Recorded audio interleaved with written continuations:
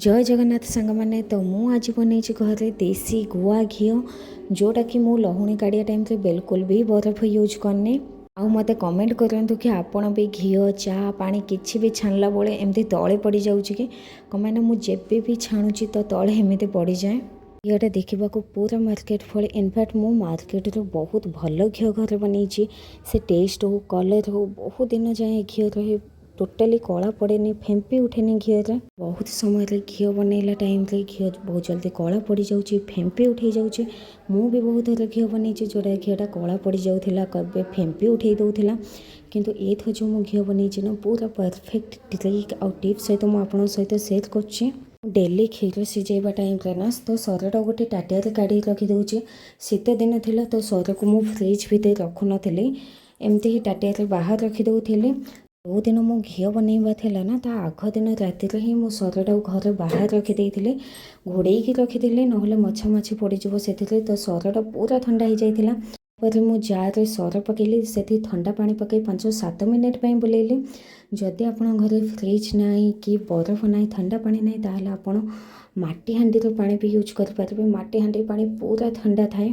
Starting रे sir आउ पानीटा को ग्राइंडिंग कले ना सेटा पूरा चला भाया देखा किंतु आपण फोपाड़े फास्ट टाइम मुझे बनई फोपाड़ देते कि यहाँ पूरा चला टाइप रहीगला किंतु 5-7 मिनिट बुलेले एथर लहुणी बाहर। मो जेजेमा जिते बनाऊला ना कि ठंडा पानी ना माटी हांडी सर पकाउला से अल्प पानी देकी जो डाली बुला हो फिरका ताहिरे से काढ़ुला लहुणी मो पिला बेले देखी।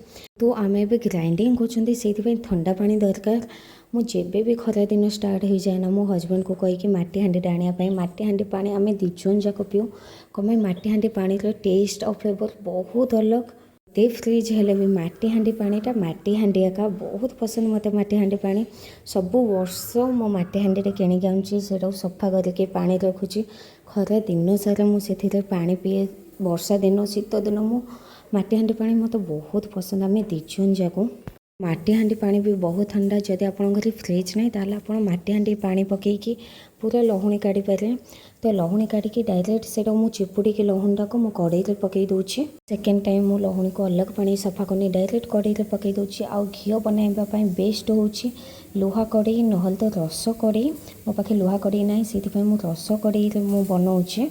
तो गैस जाल पूरा कम रखिए स्लो फ्लेम रे ही घीटा बहुत भल हम कम जल घीर कलरटा जो खदाटा अच्छे ना यही कलर है बेले ही घीटा छान देवे कमें ना खदाटा बेसी पोड़गले घीटा पूरा कला हो घीर जदि खदाटा पोड़गला ताहले घी पूरा कला देखा तार टेस्ट फ्लेवर बिल्कुल भी आसबनी।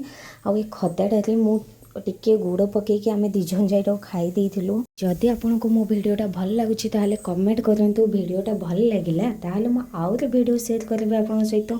नुआ चैनलटा जल्दी जल्दी सब्सक्राइब करंतु कमेंट करंतु लाइक करंतु। देखा आउ गोटे वीडियो रे बाय बाय।